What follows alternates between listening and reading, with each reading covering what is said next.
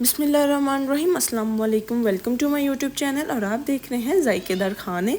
उम्मीद है आप सब खैरियत से होंगे, खुश होंगे, आबाद होंगे। आज हम आपके लिए लेके आए हैं बहुत ही मज़ेदार सी देसी घी में बना छोलिया गोश्त की रेसिपी। उम्मीद है आपको हमारी रेसिपी ज़रूर पसंद आएगी। वीडियो को एंड तक लाजमी देखिएगा रेसिपी जानने के लिए। और अभी तक आपने हमारे इस चैनल को सब्सक्राइब नहीं किया तो कर लें और बेल आइकन को क्लिक कर लें ताकि हमारी न्यू से न्यू वीडियो आपको टाइम टू टाइम शेयर होती रहे। हम आते हैं अपनी रेसिपी की तरफ। मैं प्रेशर में देसी घी ऐड कर लूँगी। आप कोई भी ऑयल की जो भी ऐड करें। उसके बाद मैंने 2 स्टिक दालचीनी की ऐड की हैं। मैंने 2 छोटे प्याज कट करके रख लिए थे, वो ऐड कर लिए हैं। अब इसको हम ब्राउन लाइट कर लेंगे। उसके बाद मैंने मटन लिया है, मटन ऐड किया है। उसके बाद मैं इसको थोड़ा सा भून लूँगी मटन को। उसके बाद मैं इसके अंदर 1 टेबल स्पून जिंजर गार्लिक का पेस्ट ऐड कर लूँगी। अच्छे से फिर हम जिंजर गार्लिक को भून लेंगे। अच्छे से भूनने के बाद हम इसके अंदर मैंने 2 टमाटर लार्ज साइज़ के कट करके रख लिए थे, वो ऐड कर लूँगी और इसे 2 हरी मिर्ची ऐड कर लूँगी। इसको अच्छे से भून लेंगे।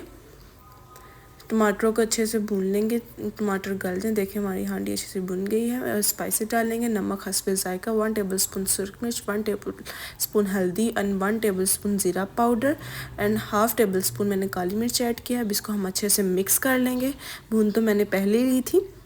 उसके बाद मैं इसके अंदर 1.5 गिलास पानी का ऐड करूँगी ताकि हमारा गोश्त गल जाए। अच्छे से भून लेंगे इसको। अब पानी ऐड कर लेंगे। इसके बाद मैं इसको 5 से 6 मिनट के लिए वेट लगा दूंगी। छोलिए के साथ भी गोश्त गलेगा। इससे पहले थोड़ा थोड़ा हमने गोश्त गलाना है। हमारा गोश्त गल चुका है। इसको दोबारा मैं दूसरी बार फिर से भून लूँगी। हमारा गोश्त भून चुका है। अब मैं इसके अंदर छोलिया ऐड कर लूँगी। अब इसको छोलिए के साथ 2 से 3 मिनट भूनेंगे हम, ताकि अच्छे से रच जाए मसाला हमारा छोलिए में। अच्छे से भूनने के बाद मैं इसके अंदर 2 गिलास पानी के ऐड करूँगी। आपने जितना शोरबा रखना है आप उसी हिसाब से पानी ऐड कीजिएगा। मैंने 5 मिनट वेट लगाया है। देखिए माशाल्लाह हमारा छोलिया गोश्त तैयार हो गया है। थोड़ा सा धनिया ऐड करेंगे।